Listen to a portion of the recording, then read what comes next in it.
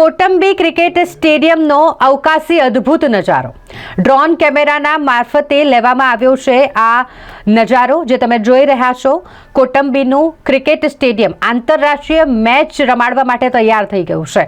અહીં ફ્લડ લાઇટિંગનું આજે ટેસ્ટિંગ કરવામાં આવ્યું હતું। આવનારી 22 તારીખના રોજ આંતરરાષ્ટ્રીય મેચ રમાવા જઈ રહી છે। અહીં વુમન્સ ડે નાઇટ ક્રિકેટનું આયોજન કરવામાં આવ્યું છે। આંતરરાષ્ટ્રીય મેચ ઇન્ડિયા અને વેસ્ટ ઇન્ડિઝ વચ્ચે રમાવા જઈ રહી છે અને તેને લઈને જ આજે ફ્લડ લાઇટનું ટેસ્ટિંગ કરવામાં આવ્યું।